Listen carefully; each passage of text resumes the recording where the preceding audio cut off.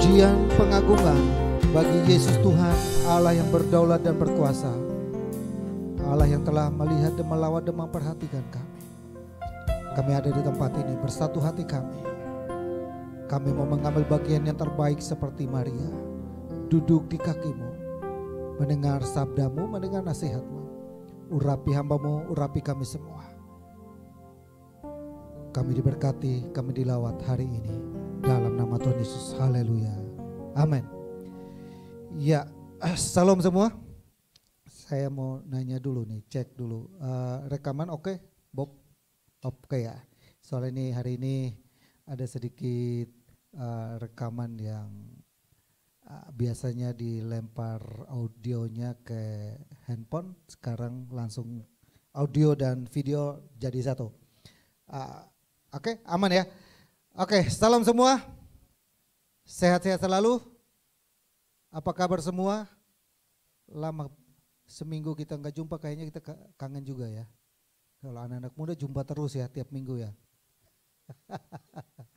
Iya, hari ini saudara yang saya kasih Tuhan Yesus, ada beberapa hal yang mungkin saya sedikit luruskan. Kalau nggak salah kita bulan Juli ada pembicara-pembicara yang saya undang di tempat ini yang mungkin agak sedikit mengganggu pikiran Bapak Ibu. Ya, saya agak lurus sedikit. Mungkin pertama adalah mengenai akhir zaman. Bapak Ibu mungkin bingung, waduh, nanti saya di sana saya nggak ketemu dengan suami saya nggak ketemu dengan pacar saya. Kan kita kangen juga nanti di bumi ini, kita sampai di sana nanti kita nggak jumpa lagi. Enggak. Apa yang kita pikirkan di dunia ini tidak sama dengan apa yang pikirkan di surga sana. So senang dia so senang, dia so lupa pak kita. Iya no? Dia sudah senang. Jadi yang dipikirkan kita itu yang masih memikirkan tentang dunia ini adalah orang yang belum ada dalam Tuhan. Tapi kalau kita udah dalam Tuhan, kita sudah lupa semuanya. Kenapa? Supaya kita tetap setia kepada Tuhan. Itu yang pertama. Yang kedua, kemarin juga ada hamba Tuhan yang mungkin khotbah di sini. Ya, saya mau luruskan beberapa. Yang pertama adalah begini saudara, bahwa benar kita itu harus percaya mujizat. Benar ya, harus percaya mujizat. Tapi kembali lagi, mujizat itu adalah sarana Tuhan untuk apa? Ketika kita ikut Tuhan, mujizat itu pasti mengikuti kita. Tapi jangan sekali-sekali kita memaksa kehendak kita. Saya pokoknya harus mau dapat mujizat. Kalau saya tidak mau dapat mujizat, saya mau pindah gereja. Jangan saudara. Karena yang menyalibkan Tuhan Yesus itu, yang teriak bilang begini, salibkan dia, salibkan dia. Itu mereka yang pernah mengalami mujizat. Mereka yang pernah makan 5 roti 2 ikan, apalagi. Mereka yang pernah bilang begini, Tuhan tidak sekali-kali tidak. Siapa yang menyalibkan engkau, lawan dulu saya. Siapa itu? Siapa? Tuhan bilang, ayam belum kokoh 3 kali, engkau menyangkal aku. Siapa itu? Petrus. Jadi itu yang saya mau luruskan. Kedua, saya luruskan itu juga adalah kadangkala nanti Bapak Ibu ya jemaat Tuhan yang ada, kita akan mengundang beberapa jemaat pendeta ke sini, tapi yang saya mau tekankan kepada kita begini, dengarkan pesan gembala. Dengarkan pesan gembala. Karena pesan itu saudara, saya bukan orang yang kucuk-kucuk berdiri di mimbar saudara. Saya bukan orang yang kucuk-kucuk tampil di depan lalu khotbah lalu ini saya, enggak saudara. Saya itu isi diri saya, bekali diri saya sedemikian rupa. Bahkan teman saya sama dia kan, kita dua ini kan gali isi Alkitab. Dia udah berseri-seri, itu materi semua ada di saya. Mau tentang apa saudara? Mau bicara tentang apa? Mau bicara tentang bahasa roh, saya ngikutin itu saudara. Mau tentang dunia roh, saya ngikutin itu saudara. Mau ngomong apa saudara? Tujuan saya bukan mengikuti itu, bukan untuk saya membekali diri saya sedemikian rupa. Supaya apa? Nanti satu kali kelak, saya punya jemaat, saya punya sesuatu yang saya bisa dapat ajarkan kepada kita. Dan hari ini, kita belajar satu firman Tuhan, buat yang tidak ngikutin tema kita dari awal Januari yang sampai ke ini, saya menggiring kita sampai kita puncaknya di Desember. Itu tahun ini adalah tahun apa? APK. Ingat itu aja, bukan ATK. APK apa? Allah di pihak kita. Allah berpihak kepada kita. Nah, hari ini saudara yang PowerPoint-nya bisa ya, ada di bantu udah. Oke, F5 ya. Ya, jadi hari ini operatornya beda. Erik saya tarik ke sini dulu. Tapi saya tadi bingung ini, masih berdiri saja gini. Ricky yang mesti tanam ini, Ricky ya, spiritnya ya. Biar satu kali dia bisa berdiri, saya kan bilang gini, Erik, jangan lepas dia, Singer. 3 bulan Erik Singer, 3 bulan lagi Erik jadi WL.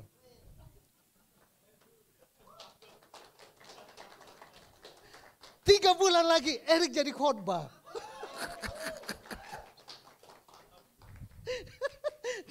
dia udah komentaran juga.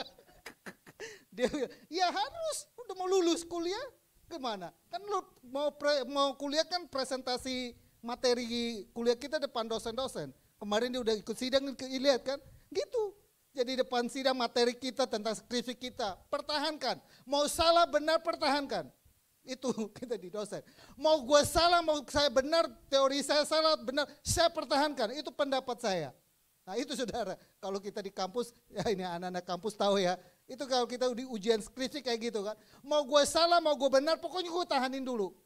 Nanti di belakang baru kita ngomong, iya sih tadi sih salah. Tapi salah depan dulu gue bilang. Nah dia udah nonton, dia bilang, nanti kayak gitu kurang lebih. Kita di kuliah diajarin, dididik saya demikian rupa. Waktu saya di Perbanas kayak gitu, teman-teman pakai dasi tampil depan dosen. Habis itu dosen cecer, kenapa kamu bisa begitu? Kenapa kamu, alasannya apa? Iya karena gini, kok bisa begitu? Kok ini berdasarkan teori, ini menurut buku ini menurut, kok begitu? Enggak bisa, tidak bisa. Pulang ciut nangis-nangis. Waduh gue gak lulus ini, wah gue gak lulus ini, gue ulang lagi ini. Nah gitu. Ya itu sekedar intermezzo. Nah saudaraku yang saya kasih hari ini adalah, ya bukan ini, kenapa harus pergi ke penyerahan anak. Ada khotbah hari ini, saya kasih tulisan, ada khotbah hari ini di desktop. Kenapa sampai ke penyerahan anak kita ini, ada anak-anak yang mau diserahin.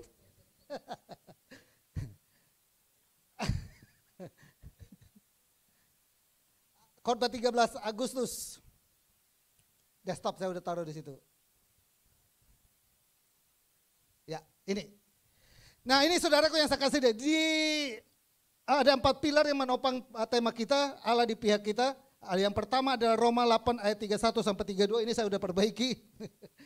Roma 8 ayat 33 sampai ayat 34 itu bicara tentang Allah yang membenarkan kita sudah lewatin. Dan di bulan ini, di Roma 8 ayat 35 sampai 36 tidak ada yang akan memisahkan kita. Dan nanti di Oktober, Desember kita bahas tentang jika Allah kita lebih dari pemenang. Nah berikutnya adalah saudara yang saya mau ulas sedikit. Next. Ya ini saudara ayat tema kita di bulan Juli, Agustus, September. Ada lagi nih. Ayat yang ke-35 sampai 36. Ayat 35. Siapakah yang akan memisahkan kita dari kasih Kristus?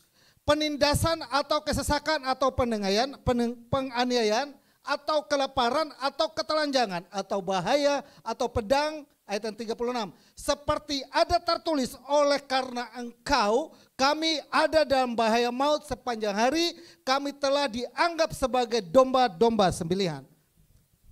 Pertanyaan saya adalah gini, siapakah yang akan memisahkan kita dari kasih Kristus? Rasul Paulus bertanya ini kepada jemaat yang di Roma, dan hari ini juga saya ulangi pertanyaan ini sampai 3 kali. Berarti ini saya mengajak kita supaya berdiskusi sedikit. Ya, berdiskusi sedikit supaya gini, Bapak Ibu dua arah dengan saya mau kasih gambar kepada Bapak Ibu. Ya, siapa jawabannya apa? Next. Jawabannya adalah apakah ada yang bisa dapat memisahkan kita dari kasih Kristus? Jawabannya apa saudara? Ada 2 jawabannya. Jawaban ya dan tidak. Kenapa saya bilang ya? Ada alasannya. Next. Jawabannya ada alasannya saudara. Ada dua jawaban, ya dan tidak. Yang pertama adalah berikut. Alasan tidak. Ya dulu kita mulai di ayat saya. Ini masih ingat uraian saya ini? Masih ingat ya? Alasannya kembali lagi di Roma 8 ayat 35. Siapakah yang akan memisahkan kita dari kasih Kristus? Saya tandain itu sampai 7. Ternyata ada saudara. Gara-gara karena kelaparan, gara-gara karena tekanan hidup, gara-gara karena persoalan hidup, pergumulan hidup, gara-gara karena apalagi banyak orang juga meninggalkan Tuhan. Banyak orang juga yang goyah imannya. Jadi jawabannya ada. Tapi kita belajar konteks. Roma 8 itu bicara konteks. Ya, Roma 8 itu bicara konteks. Jadi kita harus lihat konteksnya apa. Apa yang Paulus mengungkapkan pertanyaan itu, lalu Paulus memberikan jawaban terhadap pertanyaan itu. Jawabannya apa? Jawabannya adalah saudara, berikutnya adalah ya, jawaban yang tidak, ternyata tidak saudara. Jawaban Rasul Paulus tidak ada yang bisa memisahkan kita. Karena itu dia berdasarkan ayat di ayat yang ke-38 sampai 39 berkata demikian, atau kuasa-kuasa baik yang di atas maupun yang di bawah atau sesuatu makhluk lain tidak akan dapat memisahkan kita dari kasih Allah. Jadi penekanannya tidak ada yang bisa dapat memisahkan kita dari kasih Allah. Dan bulan lalu saya sudah ungkapkan ada 3 alasan kenapa tidak ada yang bisa memisahkan kita. Masih ingat? Ini saya intro loh saudara. Saya ulangi sedikit tujuannya, saya ada tujuannya karena saya ada berkesinambungan. Berat saudara, persiapkan itu juga lumayan berat. Nah berikutnya, kenapa? Karena ini saudara, kenapa tidak ada yang bisa memisahkan kita next lagi? Karena ini, masih ingat? Ini saya eksegese ayat saudara, ini saya eksegese ayat. Dan ini ayatnya ada di dalam Roma pasal 8 itu semua. Saya berkecimpung di situ 1 tahun. Nah ini saudara, karena satu, dia sebagai pembela kita. Tahu masih ada, mengingat 3 alasan dia sebagai pembela, masih ingat? Dia sebagai pembela, dia sebagai imam, dia mengirimkan Roh Kudus dan begitu banyak saksi yang bersaksi tentang kita bahwa kita benar. Amin. Setiap hari kita melakukan kesalahan dan lain sebagainya, tapi ketika kita balik kepada Tuhan, dia sebagai pembela kita. Ada hakim yang menghakimi kita setiap hari. Kan di Wahyu pernah di bulan berapa, Wahyu bilang setiap hari itu setan itu mendakwa kita berdasarkan ayat Alkitab. Orang yang membunuh harusnya dihukum. Orang yang apalagi memakai narkoba harusnya dihukum. Tapi itu anak Tuhan tuh katanya ngaku-ngakunya Kristen. Kok dia lakukan itu? Harusnya dihukum. Harusnya dihukum. Tapi ada pembela. Ya, dia lakukan tapi dia datang kepada Tuhan, dia datang kepada saya, hari ini saya membenarkan dia. Itulah alasannya. Lalu yang ketiga, yang kedua adalah karena kasihnya.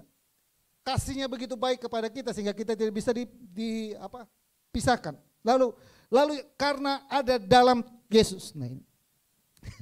Dari yang ketiga ini saya mau fokuskan lagi kepada kita, saya mau tajamkan lagi kepada kita. Dan kita baca ayatnya, supaya gini saudara, saya mau tajamkan dalam Yesus. Dan bulan lalu, kenapa kita harus ada dalam Yesus? Tahu?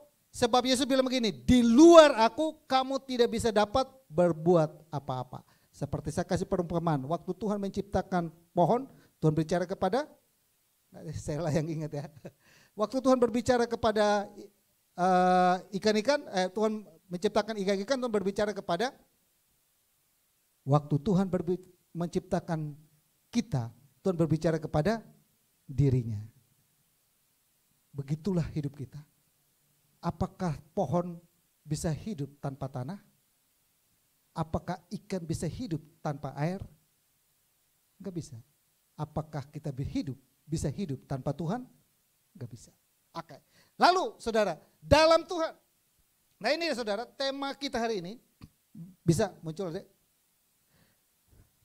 Next. Ya. Hari ini ada di Roma pasal ke-8 ayat 39 yang ada dalam Yesus Kristus. Saya sebenarnya saudara saya ingin, ya coba buka ayatnya, ayat ini. Roma pasal yang ke-8 ayat 39, atau kuasa-kuasa baik yang di atas maupun yang di bawah ataupun sesuatu makhluk lain tidak akan dapat memisahkan kita dari kasih Allah yang ada dalam Kristus Yesus Tuhan kita. Garis bawahi, Yesus Kristus Tuhan kita.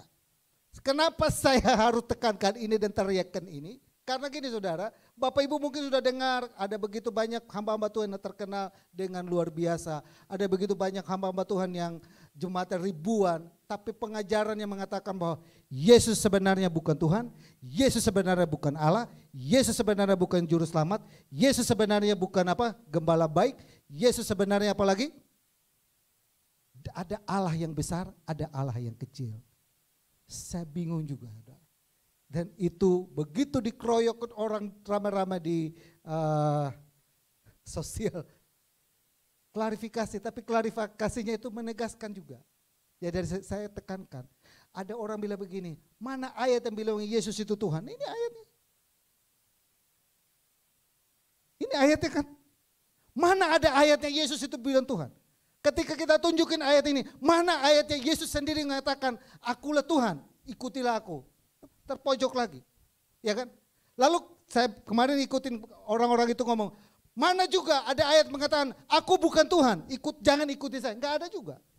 Jadi kalau apologet, nah ilmu apologet itu kan belajar ilmu apologet. Dia bilang begini, ketika kita sodorkan Yesus adalah Tuhan, ada ayatnya dia bilang gini, mana ada ayat yang Yesus bilang begini, akulah Tuhan dan sembahlah aku. Enggak ada kan? Gak ada ayat di situ di Alkitab kan gak ada kan. Kita balik lagi. Mana ada ayat yang Yesus bilang begini. Aku bukan Tuhan, jangan sembah aku. Ada gak?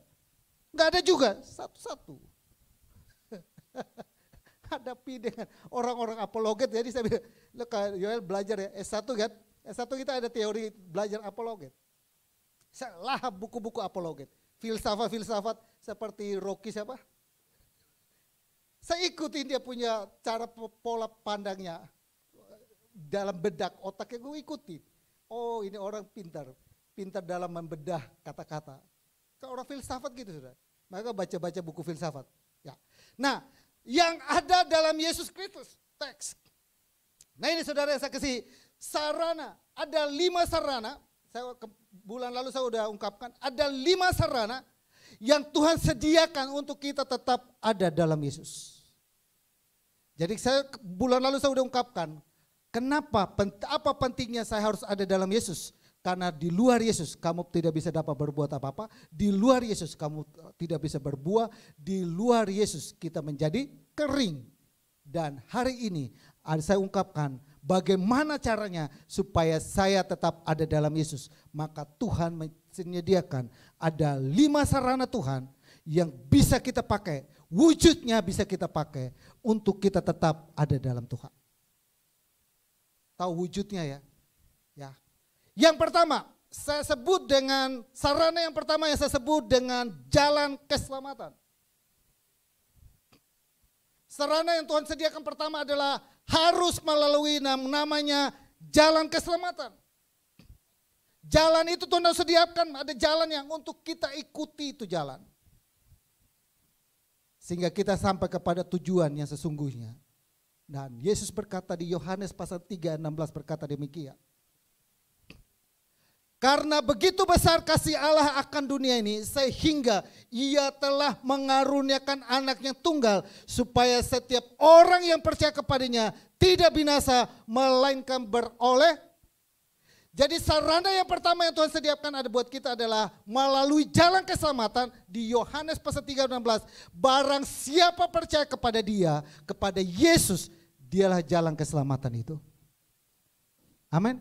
Kita semua yang ada di sini percaya kepada Yesus. Dia adalah Yesus yang juru selamat. Dia adalah jalan kebenaran dan kehidupan buat kita. Amin. Dia adalah jalan. Banyak jalan menuju Roma, tapi hanya ada satu jalan menuju kepada surga. Bahkan ada sekarang Bapak Ibu mungkin mendengar teori lagi. Saya juga bingung. Teori itu juga dimunculkan lagi. Pada saya belajar sejarah abad-abad ke-15, abad-abad ke-16 itu mereka bergejolak tentang orang di luar Kristen boleh selamat asalkan mereka melakukan kebenaran, mereka melakukan kebaikan, mereka pasti selamat. Sekarang muncul lagi di akhir-akhir ini lagi. Alkitab hanya bisa menjelaskan kepada kita apa? Supaya setiap orang yang percaya kepadanya tidak binasa. Oke, situ tetap. Ya, masuk lagi. Nah ini saudara, keselamatan itu dimulai dari 3 ini. Jadi jalan keselamatan itu disediakan Tuhan mulai dari 3 ini. Saudara. Jalan keselamatan dimulai dari anugerah, iman, dan apa saudara? Ketaatan. Ini adalah 3 jalan keselamatan yang disediakan Tuhan. Nah anugerah itu apa? Anugerah itu dimulai ada 5. Next, anugerah itu dimulai dari ini saudara. Dari kelahirannya, dari kematiannya, dari kebangkitannya, dari kenaikannya, dan dari kedatangan yang kedua kali. Nah, kelahirannya itu penting. Yesus lahir, apakah melalui hubungan suami istri? Tidak. Itu menunjukkan apa? Dia itu benar-benar Tuhan. Lalu kalau seandainya dia lahir dengan cara yang ajaib, lalu dia mati pun, orang pikir Tuhannya orang Kristen mati, ia mati. Buat apa dia mati? Tahu Yesus mati buat apa? Masih ingat kan? Untuk menebus dosa kita. Buat apa lagi saudara? Karena zaman dulu untuk menebus dosa, Bapak Ibu harus piara banyak binatang di rumah. Kan nanti baca di imamat ya, kita kan keluarga kan baca tiap malam kan. Itu diukur saudara. Pendeta itu zaman dulu, imam itu seperti dokter saudara. Harus punya apa ya, mendeteksi. Ini apa domba ini layak atau tidak. Gue bilang ribet benar itu imam zaman dulu ya. Pantas ya. Jadi itu domba diperiksa saudara. Diperiksa dia punya bintik-bintik apa enggak. Dia punya makanan juga diperiksa. Supaya ketika waktu dikorban dipersembahkan itu korban yang diterima. Kalau seandainya korban yang enggak diterima itu orang tetap berdosa.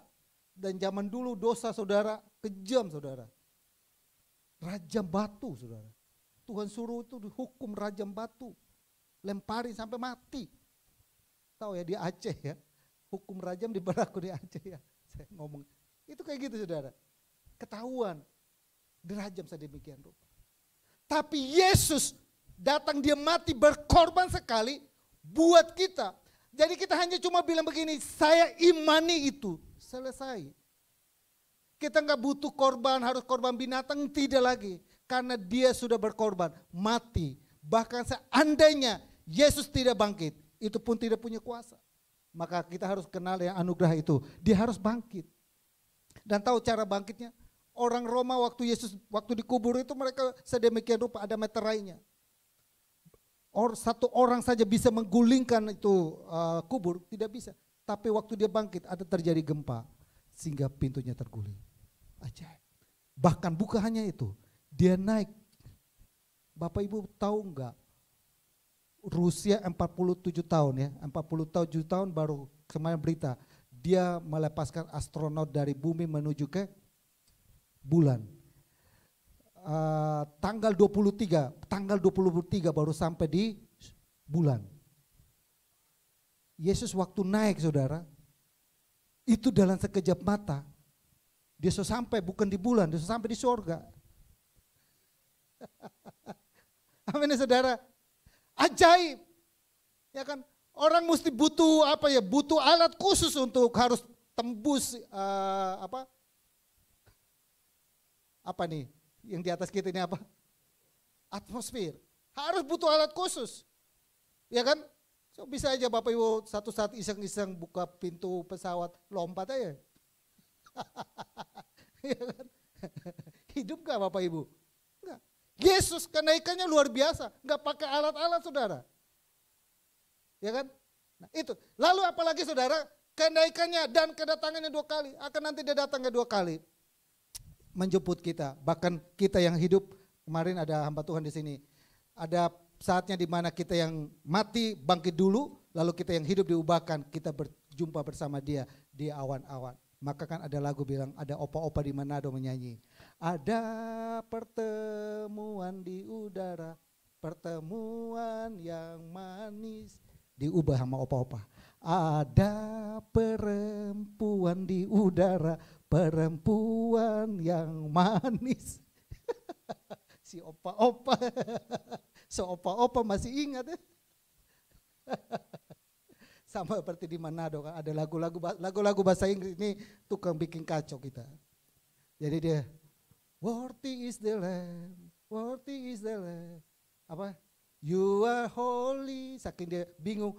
Roti isi lem, roti isi lem. You. Jadi kadang-kadang kita juga bingung. Ini yang benar yang mana ini? Roti isi lem apa roti isi lem? Jadi kadang-kadang kita kayak gitu saudara.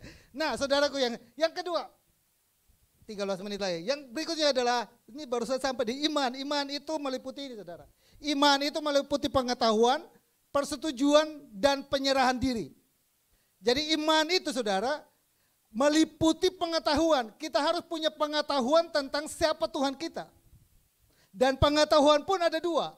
Pengetahuan secara teori dan juga pengetahuan secara praktek atau apa? Aplikasi. Nah, secara teori kita harus tahu tentang siapa Tuhan kita. Tapi jangan sekedar sampai kepada saya tahu tentang Tuhan saya, tidak, tapi saudara harus sampai kepada yang namanya mengalami Tuhan itu sendiri. Lalu yang berikutnya ada persetujuan. Belum, masih di situ. Persetujuan itu gini saudara, sama seperti kita waktu mau menikah. Tahu waktu menikah, kan dua belah pihak dia ajak rumbuk nih. Ini satu lu mau setuju gak menikah dengan dia? Saya kan nanya, waktu menikah kan kita nanya, apakah engkau bersedia mengambil siapa? Menjadi istriku? Jawabnya apa? Jangan saudara pikir, oh itu kan sesuai teks ya pakai bikin jadi saya jawab. Enggak saudara. Kalau hari itu, saya bilang hari itu kalau kau tidak bersedia ngomong saja. Ya saya bersedia, itu persetujuan. Sebelah juga ditanya, itu persetujuan. Itu namanya iman. Sebelah sini dia setuju bahwa dia akan setia kepada ini. Sebelah sini juga setuju bahwa dia akan setia. Tuhan di sebelah sini dia Tuhan mengadakan persetujuan dengan kita. Dia tetap menyertai kita, menolong dan memampukan kita. Dia pun mau tuntut dari sebelah sini pun untuk kita harus taat turut dengan dia. Itu namanya persetujuan dua belah pihak. Maka kan Ulangan pasal 28 ada kutuk dan berkat. Kalau kutuk berkat kalau kamu setia, kalau kutuk kalau kamu tidak setia. Itu persetujuan. Iman itu seperti itu. Lalu iman itu seperti apa? Menyerahkan diri. Bukan hanya sekedar setuju, tapi memberikan diri kita kepada Tuhan. Nah iblis itu main di area ini. Main di area pengetahuan dan persetujuan. Tapi dia tidak pernah menyerahkan diri. Nah anak Tuhan jangan seperti itu. Kalau kita mengaku kita percaya kepada Tuhan, kita setuju kepada Tuhan, kita harusnya menyerahkan diri kita juga kepada Tuhan. Bentuk menyerahkan diri kita kepada Tuhan seperti apa? Nanti saya masuk kepada sarana yang kedua. Berikutnya adalah yang kedua adalah ketaatan. Ketaatan itu meliputi keputusan, tindakan dan komitmen. Bahkan saya tambah dengan yang keempat adalah bukan hanya komitmen, tapi juga harus continue. Gak gampang ya. Taat itu bukan hanya sekedar hari ini saya taat, besok saya taat, lusa saya taat. Tidak. Tapi continue. Berat gak? Berat. Nah itulah sebabnya anugerah itu meliputi 3 unsur ini. Lalu berikutnya, next. Berikutnya kita masuk kepada yang kedua. Ini yang saya mau sampaikan hari ini adalah 10 menit. Ya sarana yang kedua, dan 3 sarana lagi berikutnya saya bahas. Sarana yang kedua adalah darah Yesus. Wah. Saya mau bongkar sedikit buat kita, saya masuk sedikit pengajaran. Ini pengajaran, ini kan saya sama teman kita bahas tentang ini kurang lebih, dia ada 20 sesi, satu sesi ada 2,5 jam. Nah, materinya dia bahas sedikit, tapi saya rangkum sedemikian rupa buat kita. Ini tukang rangkum ini saudara, gak gampang rangkum materi orang. Coba Bapak Ibu yang kuliah kan disuruh bikin resensi buku, tahu ya? Resensi buku tahu ya? Bukunya setebal gini suruh kita baca, habis itu suruh kamu simpulin. Mudang-mudang deh. Tapi itulah kemampuan. Nah saya dulu demen deh kayak gitu-gituan tuh. Demen deh. Buku baca, habis itu suruh simpulin aja. Baca seperti Alkitab ini, Bapak Ibu tahu nggak? Alkitab itu saya simpulin hanya 2. Alkitab itu kalau saya simpulin dari Kejadian sampai Wahyu Bapak Ibu baca, saya cuma simpulin hanya 2. Apa? Hanya satu lambang. Salib. Vertikal dan horizontal. Cuma bicara dua. Alkitab bicara cuma itu. Urusannya dengan Tuhan dan urusannya dengan sesama. Selesai. Nah, saudaraku yang saya kasih dari 1 Korintus pasal 6 ayat 20 itu menjelaskan itu kepada kita. Coba buka ayatnya. 1 Korintus pasal ke-6 ayat 20. Next saya sudah siapin. Kalau next kalau nggak saya enter. Spasi. Ya. Ini sebab kamu telah dibeli dan harganya telah lunas dibayar, karena itu muliakanlah Allah dengan tubuhmu. Kalau kita baca ayat ini sepintas ya, kita tidak temukan darah Yesus di sini. Ya kan? Darah Yesus kita tidak temukan di sini. Tapi saya otak-atik saudara baca ada satu terjemahan lagi. Next coba spasi. Next lagi nih. Namanya terjemahan sederhana Indonesia. TSI bukan PSI. Terjemahan sederhana menunjukkan gini, ingatlah bahwa kamu sudah ditebus dengan harga yang sangat mahal, yaitu darah Kristus. Kalau tadi itu enggak muncul dengan harga. Oleh sebab itu muliakan Allah dengan tubuhmu dan rohmu, karena tubuh dan rohmu adalah milik Allah. No, terjemahan ini benar. Tubuhmu dan rohmu adalah milik Tuhan. Nah, itu saudaraku, darah Kristus. Berikutnya. Saya masuk ini. Nah, darah Yesus diperoleh melalui dua. Bagaimana kita memperoleh darah Yesus? Darah Yesus itu kita memperoleh melalui dua sarana. Dua alat yang saat ini kita akan bahas adalah, yang pertama adalah baptisan air, yang kedua adalah perjamuan kudus. Nah, kemarin saya bahas, saya mau buka sedikit buat kita, saya mau urut kepada kita untuk kita boleh memahaminya. Jadi ada sarana yang disiapkan Tuhan buat kita. Yang pertama adalah jalan keselamatan. Tadi saya sudah uraikan. Lalu sarana yang kedua adalah melalui darah Yesus. Darah Yesus itu diperoleh melalui baptisan air dan juga melalui perjamuan kudus. Harus pakai ayat, harus ada dasarnya. Enggak boleh asbun saudara. Nah, Yohanes pasal 15 ayat yang ke-34. Ya, buka coba next spasi. Tetapi seorang dari antara prajurit itu menikam lambungnya dengan tombak dan segera mengalir keluar apa? Keluar apa saudara? Enggak kebetulan waktu Yesus mati itu enggak kebetulan tiba-tiba dicatat Alkitab keluar darah dan itu enggak kebetulan.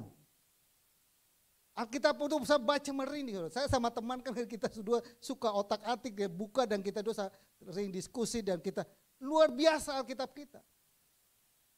Tidak satu kebetulan waktu Yesus mati dan menyerahkan dirinya sebagai penebusan atas dosa, dia meninggalkan jejak yang buat kita, yaitu saudara lewat air, darah dan air.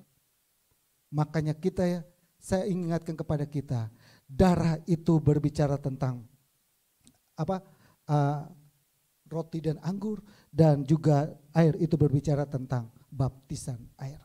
Berikutnya saudara, itu dua analogi yang dimunculkan oleh Tuhan kepada kita. Berikutnya Markus, nah baptisan air, Markus pasal 16 ayat 16. Siapa yang percaya dan dibaptis akan diselamatkan, tetapi siapa yang tidak percaya akan dihukum. Dia menegaskan tentang pentingnya kita harus dibaptis. Kenapa? Karena kalau kita tidak dibaptis, maka kita tidak diselamatkan. Yang baptisan itu saya, pelajaran baptisan itu saya ajarkan situ. Kenapa kita harus dibaptis? Karena kita menyelesaikan dua dosa. Masih ingat dosa apa? Dosa pribadi dan dosa keturunan. Oke, Pak, saya sudah dibaptis nih, masih boleh nggak saya berbuat dosa? Ini anak-anak muda yang kemarin nanya. Kalau nggak salah yang nanya itu Kenneth. Sempat dia ikut tuh. Nah, Kenneth ingat ya. Kenneth sama Andreas. Cariin ya, mamanya saya nanti tuh cariin mamanya dulu. Kenal mamanya ternyata. Nah, dia nanya, Pak, aku kan udah dibaptis nih. Masih boleh nggak aku berbuat dosa? Masih nggak? Ini semua hampir semua udah dibaptis ya. Semua udah kayak iya udah dibaptis. Masih enggak, boleh enggak kita berbuat dosa? masih bisa nggak kita berbuat dosa? Hah? Sangat. Ya kan? Jangankan Bapak Ibu, yang berdiri di depan pun masih. Iya dong. Emang semua pendeta bersih? Emang semua pendeta pun yang khotbah pun dikira kita lolos dari dosa? Enggak. Tapi ingat saudara, ada dosa yang mendatangkan maut dan ada dosa yang tidak mendatangkan maut. Nah, lalu dosa yang mendatangkan maut apa? Ada dua dosa yang mendatangkan maut. Apa? Ingat gak Yeskiel? Oh Yeskiel gak ikut pelajaran saya. Rael ingat gak? Ingat gak? Ada dua dosa mendatangkan maut. Dosa apa?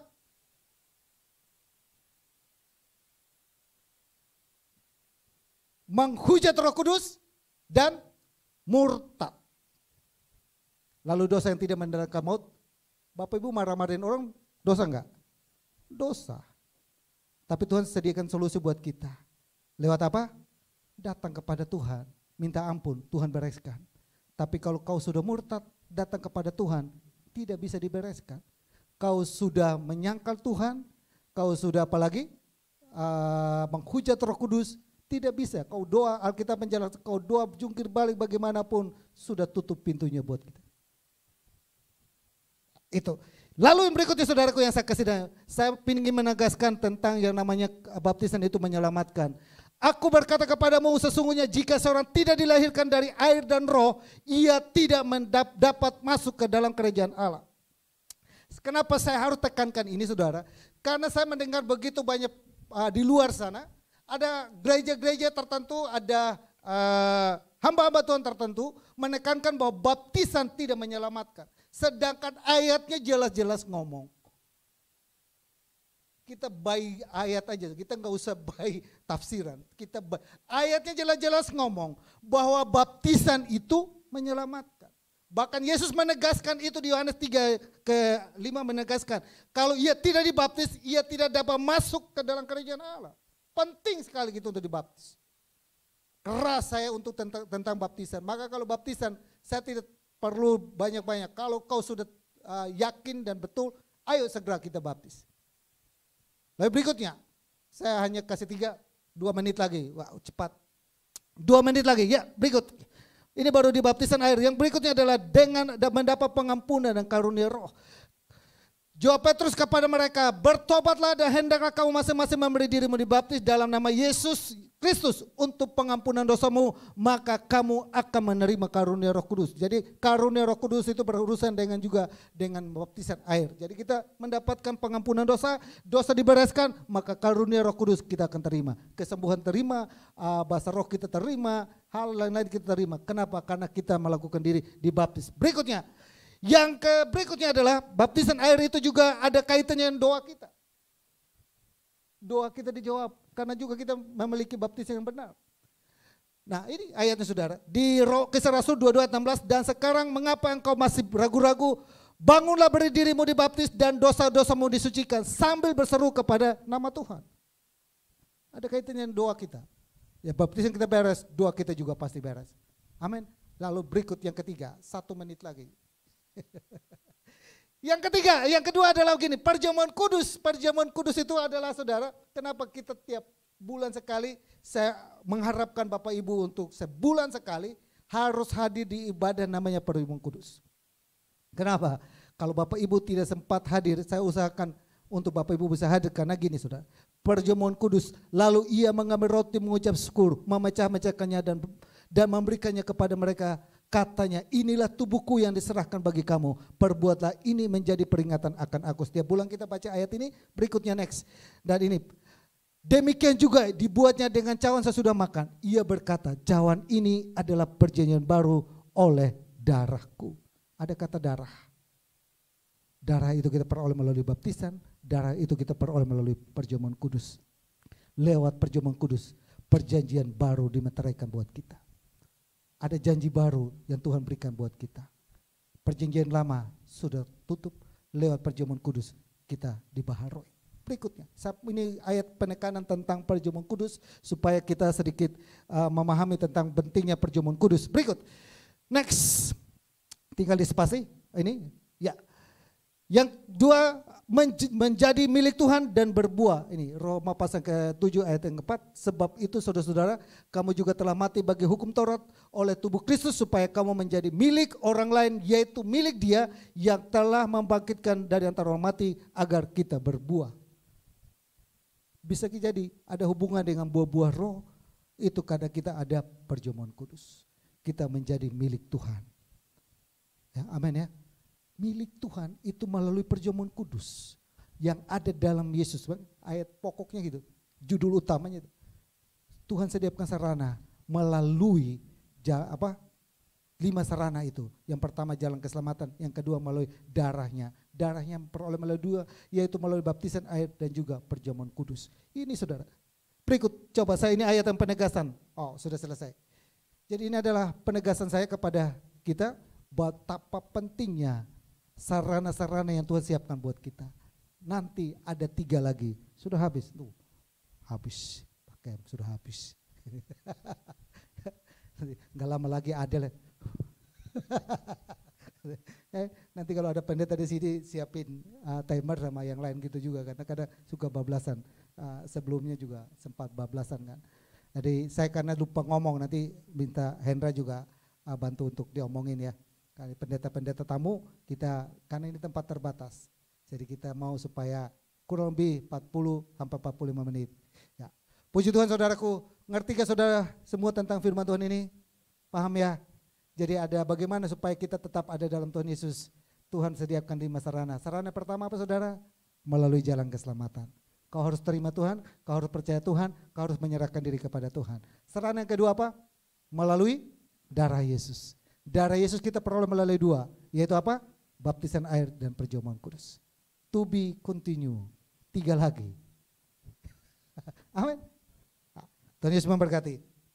Kita satu hati kita berdoa. Bapa kami dalam surga, dalam nama Tuhan Yesus kami bersyukur buat kebenaran firman-Mu di siang hari ini. Biarlah lewat kebenaran firman-Mu kami dimampukan dan kami dikuatkan. Meteraikan itu dalam kehidupan kami, bahwa kami terus hidup berkenan di mata-Mu. Terpujilah nama-Mu dalam nama Yesus. Haleluya. Amin.